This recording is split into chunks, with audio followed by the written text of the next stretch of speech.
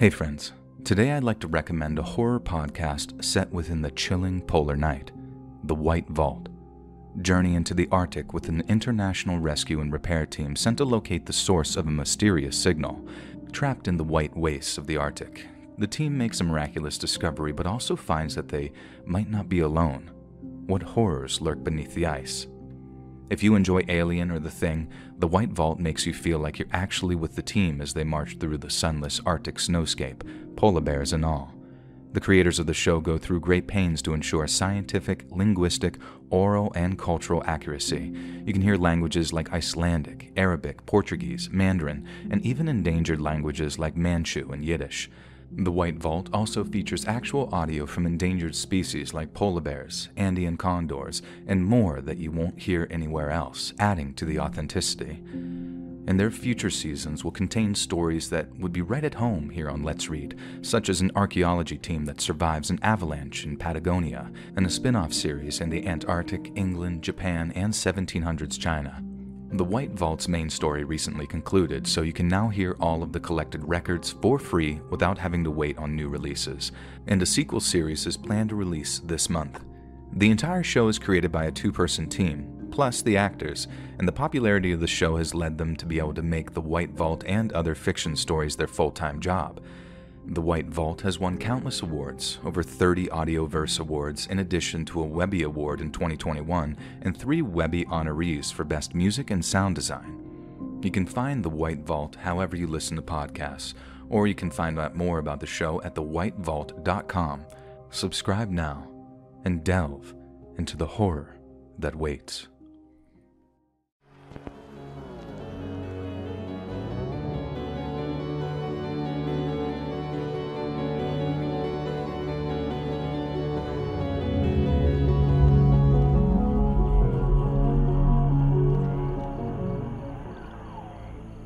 The scariest thing that's ever happened to me, like the single freakiest thing that makes me think there might just be things we can't see, measure, or explain in this world, happened on Halloween night of 1996. I'm not saying I'm a firm believer in anything like that. I'm still kind of agnostic when it comes to all things supernatural, but let's just say that that night converted me from a dyed-in-the-wool skeptic to someone who's much more comfortable asking, who knows, than trying to formulate some kind of opinion regarding the nature of the universe. I'd spent the evening at a Halloween party with friends. Nothing major, just a few drinks and some pizza, but unfortunately for me, I'd drawn the short straw when it came to being the designated driver. I had to drive everyone there, drive everyone home, and drive everyone to Taco Bell if the mood took them, and boy did the mood take them. One by one, I dropped each of my friends off at their apartments, with my girlfriend being the final stop. I was working in the morning, which is also what made for me being the designated driver, so I kissed her goodnight. She got out of my car and she walked up to her apartment. A few minutes later, I'm on my way back home and I started thinking that I should maybe go back to my girlfriend's. Just call it an inclination at first. It had always been standard for me to try and get a good night's sleep before a workday, and we'd only been getting serious about our relationship fairly recently, so just casually staying over at one another's places wasn't something we were in the habit of doing.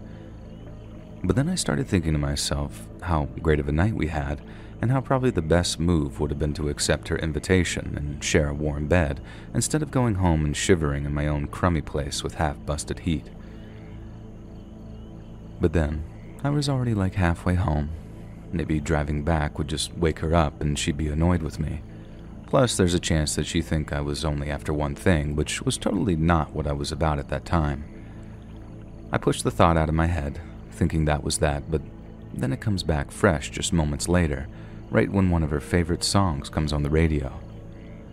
This might sound like the least creepy thing ever, because the song I'm referring to is No Diggity by Blackstreet.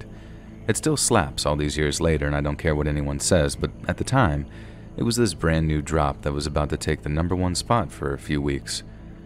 And I didn't hear it and think, oh my god, she's sending me a message from not beyond the grave, and I didn't think it was anything but a total coincidence. But when I heard it, it just made me think about driving back to her all over again. In the end, I thought, screw it. The worst thing that'll happen is she'll just tell me to buzz off and call her in the morning, right? So I'll wait until I'm good to make a U-turn and then head right back in the direction of her apartment. I pull up outside and I'm literally undoing my seatbelt, and when I look up to see something that makes me freeze right there in my seat. My girlfriend lived on the second floor of this place, but her apartment had an outdoor walk-up access, and walking up the stairs was this totally random dude that I've never seen before in my life. Now, I know this might sound like me being an idiot, but my first thought was cheating. I'd been cheated on before, and in that moment, my dumb self figured that I'd caught the second girlfriend in a row, red-handed, sneaking around behind my back.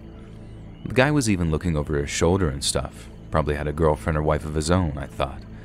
I'd fumbled the ball and not asking to stay the night, and boom, this other guy had just slid in there in my place. Now I know, it shows my insecurity and immaturity and probably a whole bunch of other urities too, and I'm not proud of it. But being an insecure jerk really isn't the point. But this next part is. And so, like I said, I watched this guy walk up my girlfriend's steps, and the first thing he does is sort of peer through her kitchen window. The next thing, he's looking around again like he's making sure that no one's around to see, and then he walks back towards the kitchen window again and starts taking an even closer look. I'm expecting him to tap on the window or something. I don't know, some shady routine of letting her know that it's a very special guest. But he doesn't, he just takes another look through the window and then walks over to her door.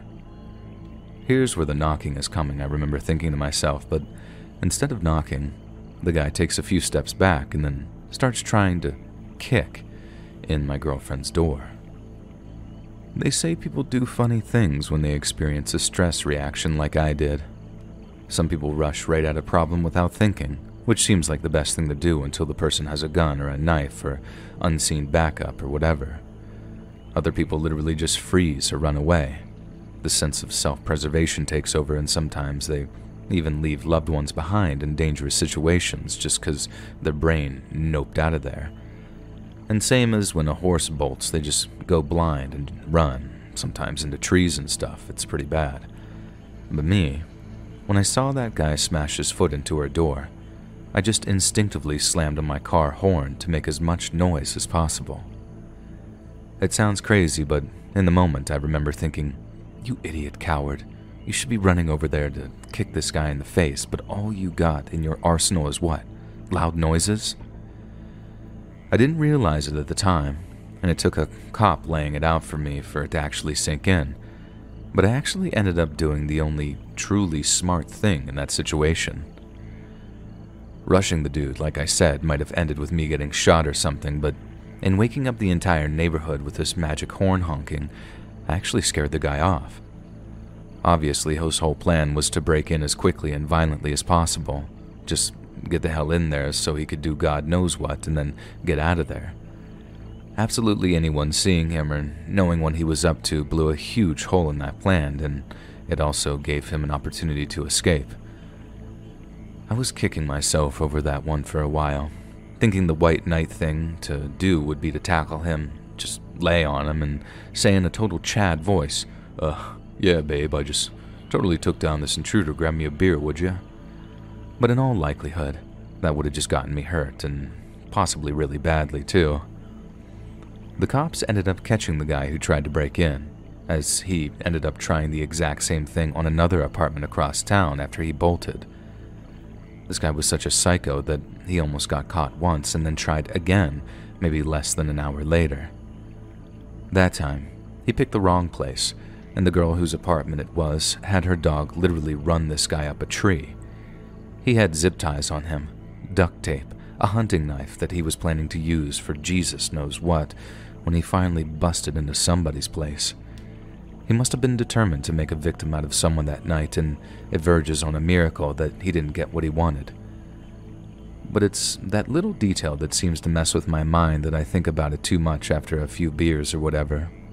So much had to go right for that guy not to hurt or kill someone, including a bunch of things that honestly kind of freak me out to think about, even all these years later. If I think about it objectively, me wanting to stay the night in my girlfriend's place is an obvious motivation to go back, so it's not like I could say I desperately didn't want to go back there. and that some unseen force drove me back there against my will. But I swear on all that is holy, No Diggity came on that radio right as I was thinking the 1996 equivalent of Don't Be Thirsty, right? I was young and dumb and all of that, but I had some degree of game back then, and I knew that hassling a girl for you-know-what would probably only scare her off. I honestly think that if No Diggity hadn't come on the radio and taken me out of that train of thought, there's no way that I'd have driven back to my girlfriend's apartment. And then if I don't drive back to my girlfriend's apartment that night, the guy that was completely kitted out might have actually busted in there. All it would take to cause traumatic, life-changing injuries would be a couple of minutes, tops, so if I had waited a little longer, turned back a little later, our lives might have been completely changed that night. I had to have turned back exactly when I did to catch the guy walking up the stairs to her apartment, meaning No Diggity had to have been played at the exact moment that it did on the exact radio station that I just so happened to have tuned into on my stereo. No Diggity wasn't even a #1 single at the time. It was in circulation, but it's not like you heard it 20 times a day like you did around Thanksgiving, so the fact that it randomly came on at like 2 a.m. and in turn made me think of going back to my girlfriend's again. Like I said, a lot of stuff had to go right for that to happen. Now, I'm not saying that I have a sixth sense or anything. I'm not saying there was some ghost or a guardian angel on the radio making it play that song so I'd have to go back and rescue my girl. I'm just saying that when you look at it from certain angles, it starts looking like the universe very subtly influences my behavior, because either it knew, or on some level I knew, that my girlfriend was in danger. Now, I don't really want to go down that road because people start throwing the word psychic around at the end of it and start to sound like they're crazy. I guess what I mean is, people claiming they're psychic is like a vain thing. Something weird happens and they assume they're gifted, special, better than everyone else in some way. Only I don't think like that. I think it was something else which engineered me going back to my girlfriend's, and if you want to call that God or a guardian angel or some psychic ability, then fine. I don't know what it was. I just know that it happened, and if it hadn't, I might be a very different man writing this. It's also just incredibly surreal to have that song that haunts you be No Diggity of all things. In the movies, the scary song is always something creepy or odd-sounding, like in The Shining when all the old music takes on a sort of air of sinister, but the song that gives me the chills is probably one of the best of the whole 90s era. I mean, for real. My little nephew calls it a bop and a classic, and it doesn't exactly send me into flashbacks or anything, but still. Every time I hear those opening piano notes, I think about the night where a song made me drive back to my girlfriend and helped me potentially save her life.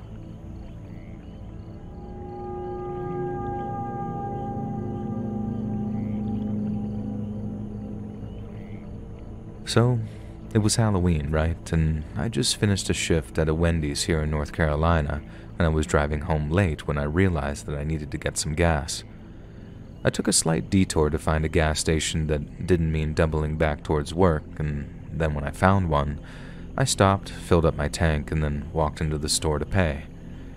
I walked in, looked toward the counter, and the clerk looks up from the register, right at me, only he's wearing this cheap, plastic vampire-looking mask, the cheap kind that's just a plastic face with a piece of elastic on it. I remember saying something like, "Trick or treat, bro, $20 on pump number 3, and then just stopping in my tracks. The dude didn't take his mask off. He didn't even close the register. He just kept on staring at me in total silence until the vibes finally hit and I stopped walking towards him. You know how gas stations used to keep their cigarettes behind the counter, kind of like in full view of the customer? Well, I stopped at this place before to buy smoke, so I remembered where they were placed, and every single pack was gone. And that's what really made me think, uh-oh, this isn't just some part-time college kid spicing up his Halloween shift by wearing a mask. I just walked into a robbery. And once I realized that, I started slowly backing up with my hands in the air. I didn't say a word. I didn't move too quick. I didn't want to do anything that might make the guy think that I was running to call the cops or grab a gun out of my car or something like that. I'd obviously walked into a situation I did not belong in, and all I wanted was out again. I kept backing up, hoping that he was going to say, "Leave and don't come back," anything that'd give me an opening to just actually leave and go someplace else. But that was total wishful thinking on my part. The guy looked back down towards the register for a second, then that made me think that he was going to grab as much money as he could before bailing. Because in his head, seeing me meant that I was going to call the cops, and that meant that he had to get out of there before the deputies arrived. With his eyes off of me, I started backing up a little faster, bumping into stuff, but keeping my eyes glued to the guy to see if he's about to do anything. And it was a good thing I did, because he did do something. And that thing was almost shoot me. I saw the mask come up to look at me again, then a split second later I saw the gun. I didn't need to keep my eyes on him then. I needed my eyes on the door, and I needed to run as fast as I possibly could. Part of me didn't even think that he'd shoot, that it was just him trying to scare me off by pointing it at me. But the reality was, the guy chose to scare me off by almost blowing my face off. I was maybe only a foot or two away from the door when he shot, and I didn't just hear it. I felt it. I felt it zoom past my head, just behind it, and then shattered something to my left. Up to that point, I'd never been shot at before, and let me tell you, it's as every bit as scary as people say it is. It's totally different being in a fist fight, and although I've only ever had like 2 or 3 street fights in my life, it's almost like it's not as scary because your monkey brain can handle the idea of a flying fist. But a flying piece of metal, something that moves faster than you could ever run and do more damage than your fist ever could, it's like your brain just goes, not fair, not fair, not fair, and you run. I ran all the way out, all the way past my car, and out onto the side of the highway for maybe 20 or 30 feet before I turned around and realized that I left my phone in my car. I had to run the risk of getting flattened by flagging someone down and asking them to call the cops. You gotta remember, this is after sundown. I have all dark-shaded clothes on, and the section of highway we were on had cars that were traveling pretty fast. I basically had to wait for the slowest driver, then just wave my arms as wild as I could until it looked like they were slowing down. I told them what happened. They called the cops, and then we waited at the side of the highway with the driver having turned their hazard lights on until the cops finally showed up to clear the gas station. The robber was obviously gone by then, probably left just minutes after he'd fired the shot at me, but with the station cleared and safe, I was able to actually get back to my car and drive home once I'd given a statement to the cop who'd showed up. I was still buzzed from the adrenaline like hours and hours later, but when I crashed hard, because I didn't see the guy's face. I wasn't much help to the cops, so they didn't get in touch with me after the fact. I guess they were too busy talking to whatever poor clerk had been on duty that night, because if that robber had been anywhere near as violent with them as they had with me, I'm guessing they had themselves a very scary Halloween.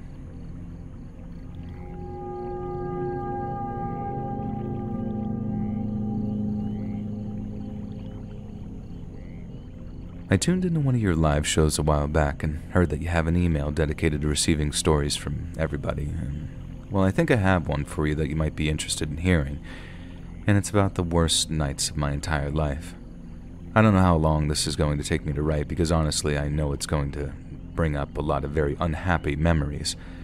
But at the same time, I think maybe writing it all up will be like a kind of therapy. I hope so anyway. Now, in total contrast, this story had to start by telling you about one of the best days of my life, and that's the day that I landed my first proper graduate job after uni. Getting that graduate job meant everything, as the nice fat pay slip at the end of the month was my ticket to getting a nice flat in a decent area. Obviously, the wage meant being able to afford all sorts of luxuries and amenities that were off limits as a student, but being able to move somewhere that wasn't party central 24/7 was definitely the thing that I was most excited about. That was sometime in late May of 2012, and I was ready to move out of the shared house that I was living in almost immediately. But then, instead of just moving into the first available flea trap, I decided to bide my time as much as I could possibly stand it and try to shop around for my dream flat. I was patient, painfully patient, but that patience paid off.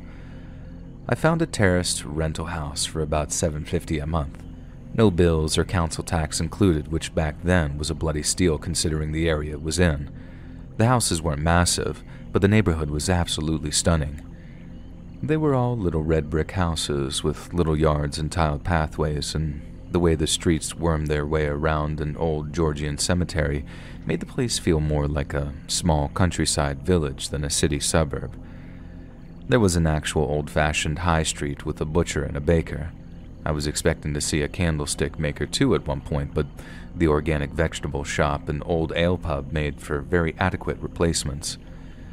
It was a really exciting time in my life, the beginning of a new chapter, and for a few months, I was the happiest I think I'd ever been. I spent the last few weeks of summer sunning it in the back garden, then welcomed all the challenges of the autumn leaf litter with glee.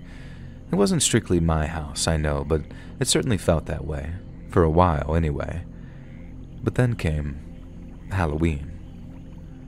So that year, Halloween fell on a Wednesday, but then a week prior, there had been a load of leaflets posted through everyone's letterbox. All the neighborhood parents were invited to take their kids out trick-or-treating on Sunday, the 28th. It'd start just before sunset, last only an hour or two, and would be heavily supervised, but people were free to opt out and not just answer their doors if they didn't want to. But there was no way that I was opting out. I'd always loved Halloween growing up, especially trick-or-treating for all the obvious reasons. So the idea of getting to pass out some of the seasonal tradition was a very exciting one. I made sure to stock up on all kinds of chocolate variety packs and chewy sweets. Spent a bloody fortune, actually, and when the evening of the 28th came around, I'll admit to having an embarrassing amount of fun. Giving out the sweets was one thing, but it also gave me a great opportunity to meet some of my near and distant neighbors. I've always been something of an introvert, so I was never about to go knocking from door to door to introduce myself. But having them come to me in a really fun, relaxed environment was just wonderful. I'm sorry to bang on about how superb my life was, but you need to understand that I went from an all-time high to an all-time low in the space of about 72 hours, and my whole life came crumbling down with one little knock on my door.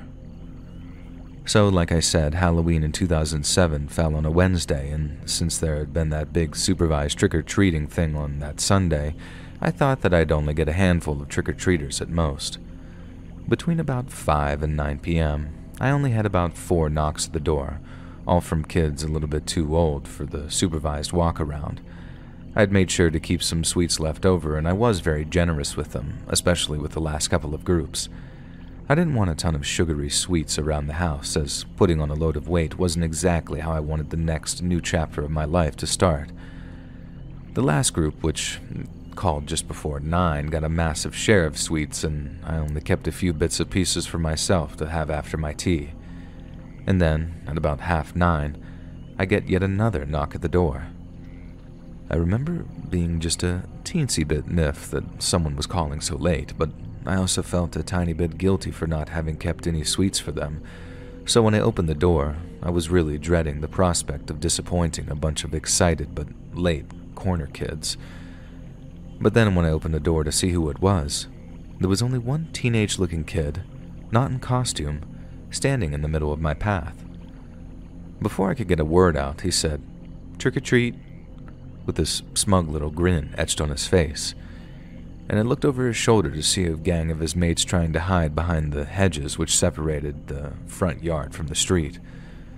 Having gotten an immediate bad vibe from the kid and his mates, I was almost pleased to have to tell them that I was out of sweets. You could tell that they were just taking the mickey, like it wasn't just me being a knobhead and trying to be the costume police. If they'd have asked nicely, even without costumes, I'd never have turned them down if I had stuff to spare. But since there was obviously some ulterior motive, I quite sternly told them that they were out of luck.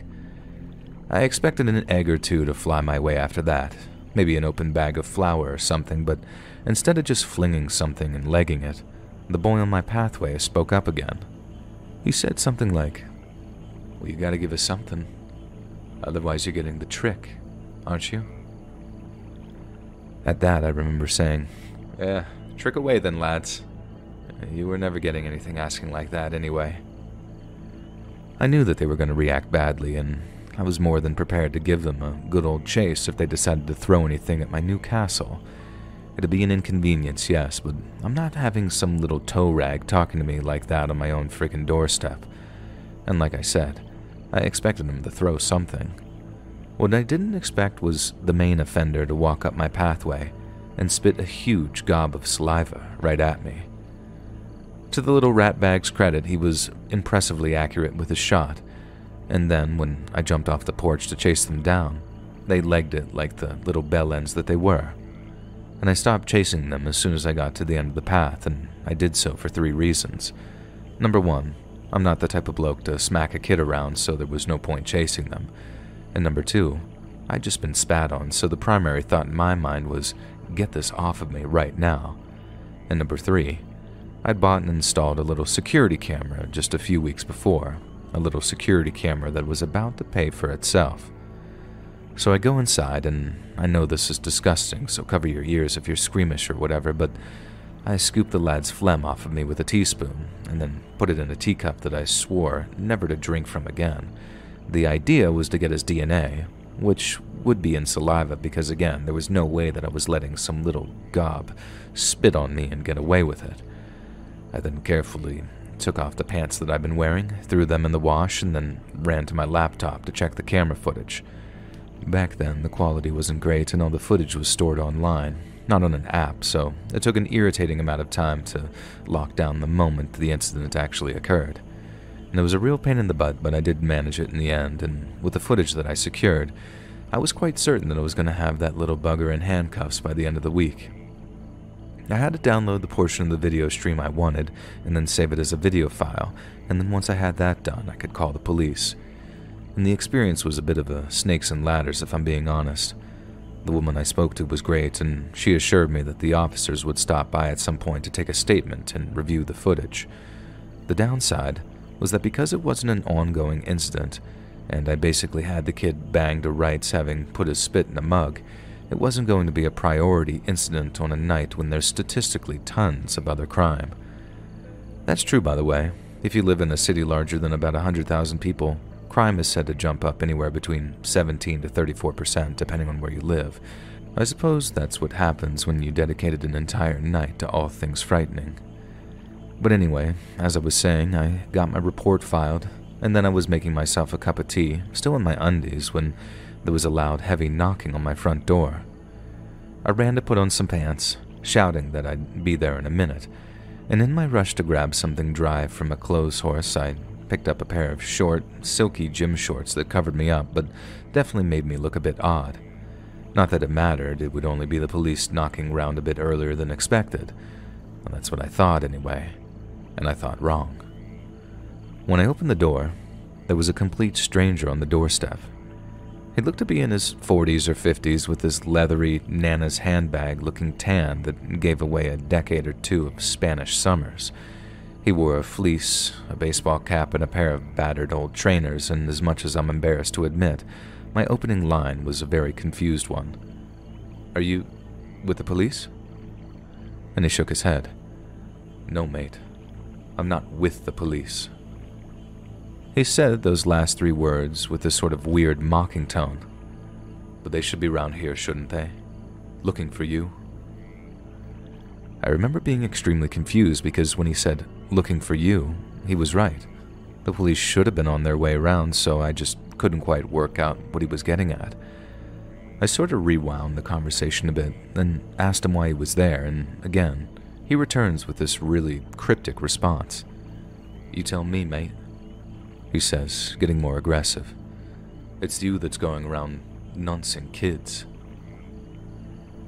I didn't take that accusation seriously at first. It came that far out of left field. But for any of you American readers, I should probably take the time to explain. A nunce is a British slang term stemming from the acronym given to those who'd committed indecent offenses towards children, for lack of better words. It stands for not on normal courtyard exercise, because if these blokes were allowed to mix with their fellow prisoners during yard time, they'd end up with their heads caved in. It's a bit like calling someone a predator over in the US, and quite obviously it's a very serious accusation to level at someone. But like I mentioned, I was so taken aback by the whole suddenness of the encounter that the accusation did very little but confuse me.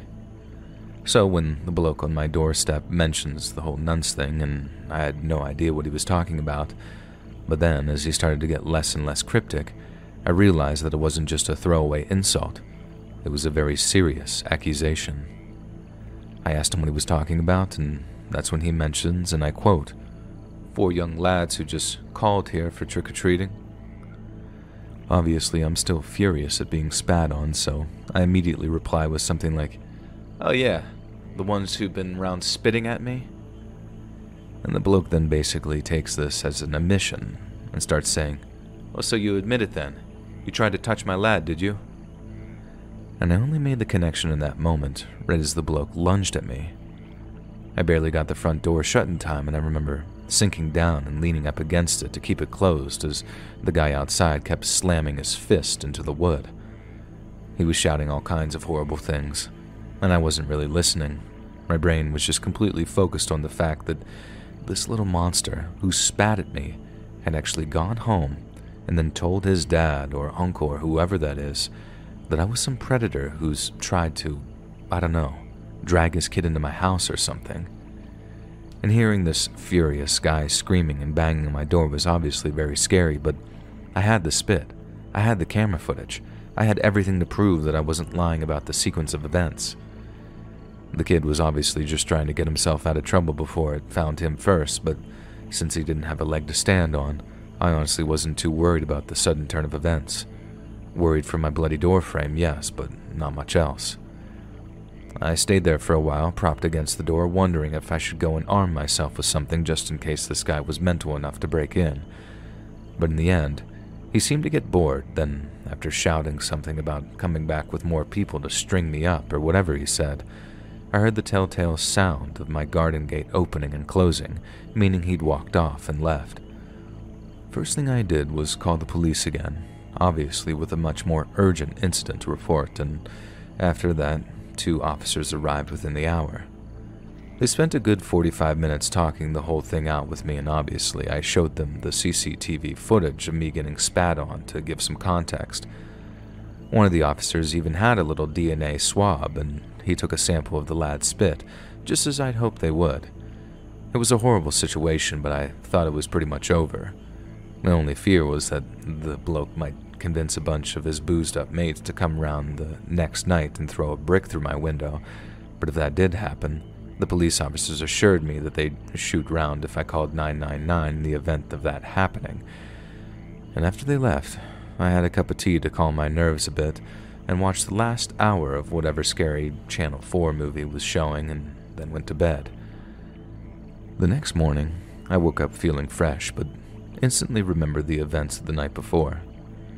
I ran to the top of the stairs and saw no damage to the door, and then shuffled in the front room to make sure that the windows were all intact. Everything was just as it should have been, so no one had turned up in the wee small hours to throw a brick through my window, which I have no doubt would have woken me up too. And having done all that, I was able to carry on with my morning routine, get ready for work, and leave the house on time. I finished off my morning tea, walked down the hall, opened the door, then after turning to face it in order to close it on my way out, I froze in place. Spray painted on my door, in massive white letters, were the letters PEDO. And I couldn't just leave it. People would be walking past my house all bloody day, and although you couldn't see it clearly from the street, anyone walking right past my gate could see it clear as day. I had to get rid of it, or at least cover it up somehow, so I called into work, told them that I'd be an hour late, then got to work on painting over what I could. And very luckily for me, I'd actually repainted the door just a few weeks prior, so I had some paint left over to cover up the majority of the word. But over the course of half an hour or so it took me to get the job done, more than one person stopped suddenly while walking past my gate, gave me some sort of shocked look, then carried on walking as if though they hadn't seen anything. And those few moments were some of the most mortifying of my entire life. I couldn't run after them shouting it's not what it looks like, because in my head, that made it look even more like something it wasn't. All I could do was feel my cheeks burn with embarrassment and hurry up with painting so I could finish up and get going to work. It was throughout the course of that day that I realized the whole incident might not be confined as a sort of one-night thing. I called the police on my lunch break, not 999, but the extension number that I'd been given to talk to one of the officers who dealt with my case. And again, he was really helpful, and gave me an email address that I could forward the CCTV images to. The person who spray-painted my door had their face covered, but having time-stamped images was obviously a huge help to the police. I felt a bit better after that, knowing the law was on my side, and when I got home after work, there was no additional damage or vandalism. I hoped that that'd be the last of it, that it was just some psycho family who'd grown bored of victimizing me in the end. But it didn't end there. There was still a way to go before the story finally ends. Over the course of the next few months, the harassment was almost incessant. Most mornings, I'd wake up to something pushed through my letterbox or eggs splattered all over my door, and those kinds of things were just annoying. Half an hour's cleanup or whatever, and it was over and done with. What I couldn't deal with was the stuff they drew or painted on the house or on the street outside. Stuff that said things like "nunts," "beast," or "a predator lives here." And I learned very quickly that if I wanted to actually get rid of said graffiti, that I had to clean it off myself. The council was very sympathetic in all fairness, and the one time they did get a bloke with a power washer around, but he was very sympathetic. And I remember showing him the graffiti, which in that case said "kitty toucher" in big letters on my pathway, and then instantly getting incredibly defensive. I offered to show him the CCTV of me getting spat on, show him an email chain where I'd been talking to the police, and I know I got a bit emotional because he looked a bit shell-shocked by the time I finished my little rant. But when he told me, "It's all right, mate, I believe you. People can be horrible like that," I had to excuse myself upstairs to have a very brief but very intense cry. I know that there were some people who had their suspicions. No smoke without fire, as they say, but that wasn't what broke me in the end. I knew I was innocent, and after a while, the eggings and incidents of vandalism slowly petered out. There was actually a point where I thought that things might get back to normal, but then came that final, fatal Facebook post. It was a uni friend who told me about it, sent me a screenshot via email one afternoon asking me, "Isn't this your place?" It was some kind of predator hunters group. The first I'd heard of anything like that, whereas they're obviously quite notorious these days. Now don't get me wrong, if you're caught banged to rights soliciting that from a kid, then you deserve everything you get. But back in 2011, it seems that it wasn't down to an exact science yet, and a lot of groups were still trafficking in rumors and false allegations. Seeing my house, the place that I'd once been the happiest I'd ever been, plastered in some Facebook group, was this benchmark moment in the whole ordeal. I didn't think that it could get any worse, and then it did. There was some caption attached to the photo, and I can't remember the exact wording because I skim-read everything in this white-hot panic, but it basically suggested that I was going to be the target of a firebombing at some point in the next few weeks. One of the comments said something to the effect of, "Plenty of fireworks still going off this time of year. Be a shame if one landed on his house or flew through his letterbox." There were plenty more like that too, all calling for violence. Harassment was one thing, but this marked an intolerable escalation. I was no longer safe in my own home, and my dream was over. The same friend who shared the screenshot offered me his couch for as long as I needed it, but if I was going anywhere, I was driving back to my parents. I've been too afraid and ashamed to mention anything to them. I just internalized everything for weeks and weeks on end, and that same tactic had resulted in me hiding that outpouring from the council worker, and it had wreaked havoc on my own mental health. So, that's what I did. I did the one thing I'd never wanted to do from the day I moved away for uni and went running back to my mommy and daddy. I know now that that was the best thing to do. I mean, I was still so young at the time, just about to turn 26, and when I think, what a hell of a thing to go through at such a young age.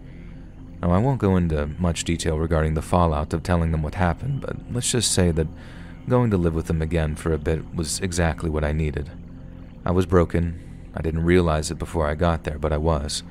I was physically, emotionally, and spiritually drained, and by that point, it made sense to just leave and start fresh somewhere else. I won't bore you with everything that came after. The landlord of the house made it impossible to get out of contract, and after a little bit of financial help from my parents and grandparents, for which I am eternally grateful for, I was able to get myself a completely fresh start. And by that point, it was entirely welcome, and as time went on, the trauma subsided and the memories began to fade. Not to say that I've completely forgotten about the whole thing. You never really let stuff like that go, and it always comes back strong every Halloween. But now, I'm happy to say that I've 95% made peace with what happened. I tried for a long time to think of a way to end this, and I haven't thought of a better way than this. My one big takeaway from what happened in the autumn and winter of 2012 is that no matter how bad things seem, there's always a light at the end of the tunnel. I see other people going through terrible things in their lives, and I just want to grab them and say, it's bad now, but it won't always be like this. Everything gets better with time, and you just need to find a way out. And I read a Churchill quote around that time, and one that said, when you're going through hell, keep going. And sometimes I think there's never been a truer word said than that.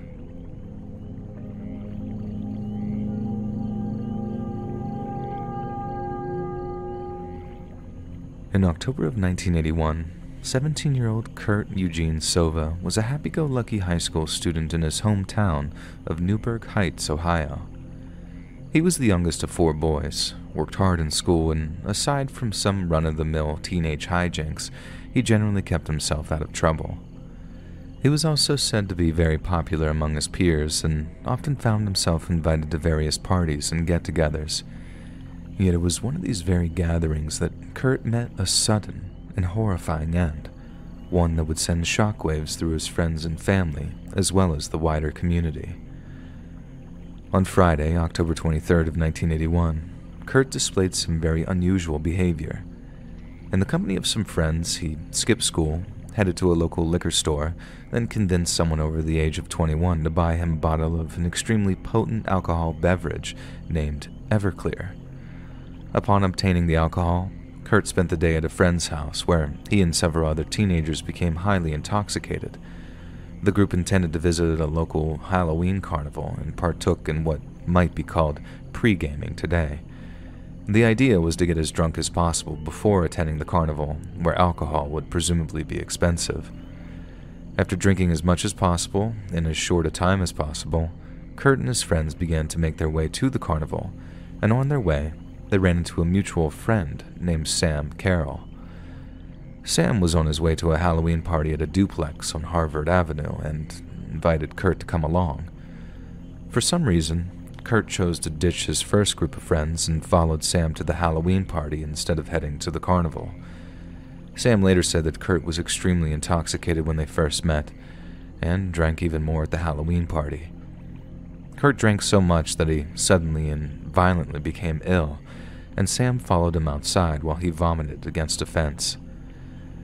Since the late autumn night was so chilly, Sam claimed that he went back inside to fetch their jackets, but when he stepped outside again, Kurt was gone.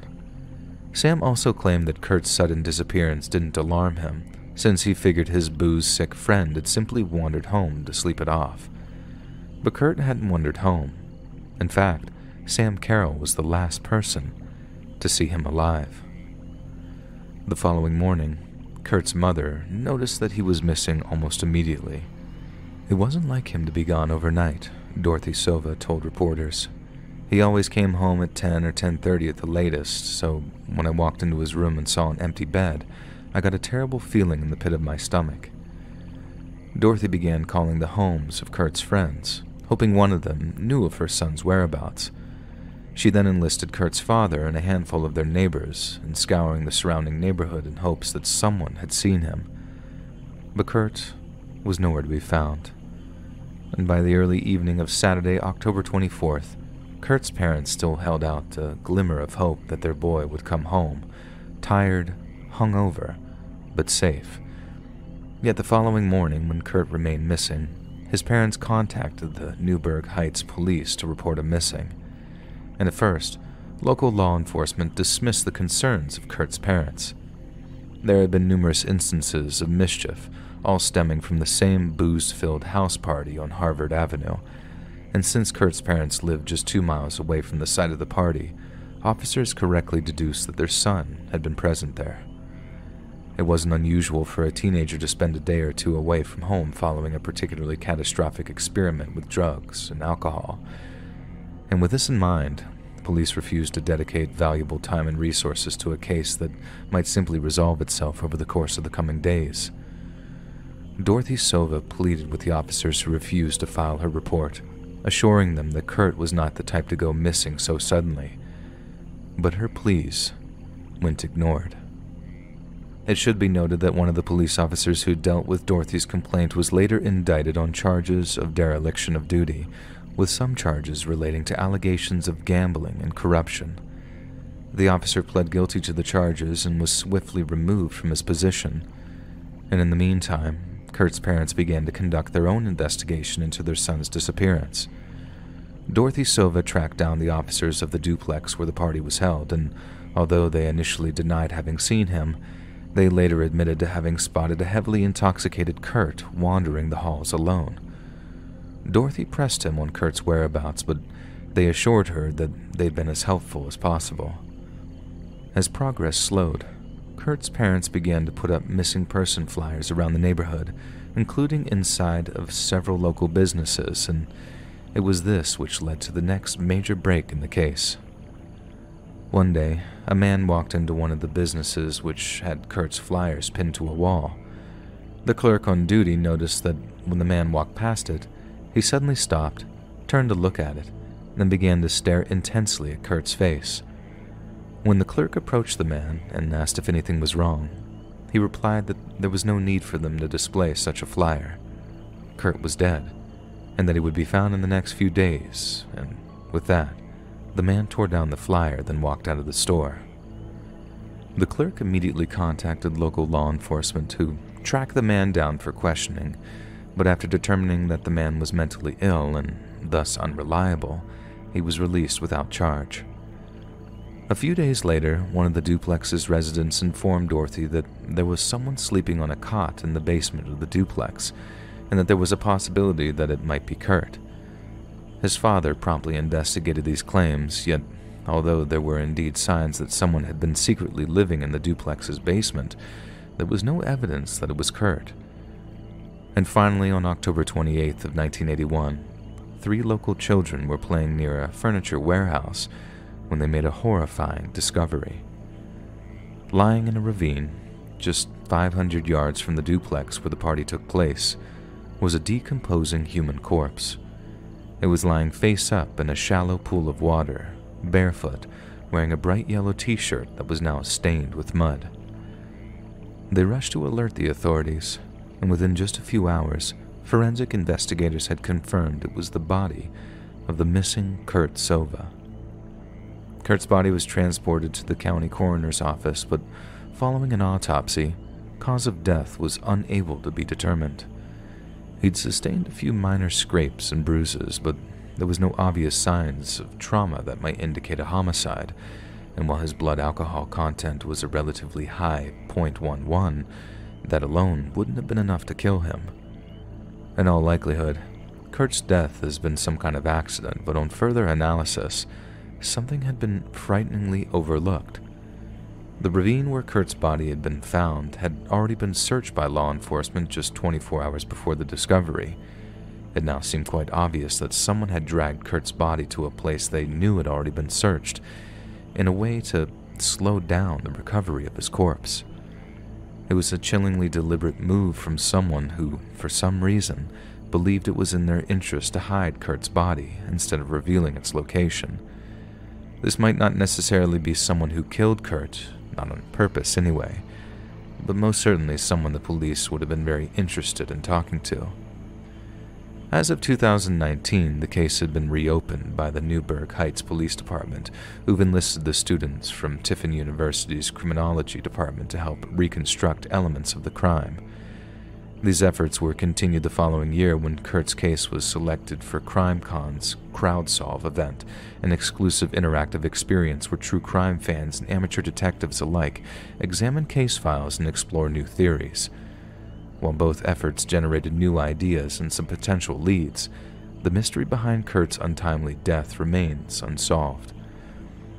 Kurt's death might well have been a tragic accident, the result of overconsumption of alcohol, coupled with frigid autumnal temperatures. But until the police track down the person who attempted to hide his body, we'll never really know what happened to Kurt that night, or how an uncertain chain of events led to his sudden and frightening demise.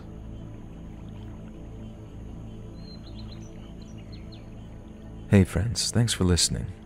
Click that notification bell to be alerted of all future narrations. I release new videos every Monday, Wednesday, and Friday at 7 p.m. EST, and super fun live streams on Sundays, Tuesdays, and Thursday nights.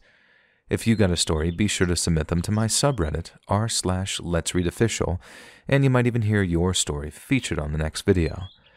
And if you want to support me even more, grab early access to all future narrations and bonus content over on Patreon, or click that big join button to hear about the extra perks offered for the channel.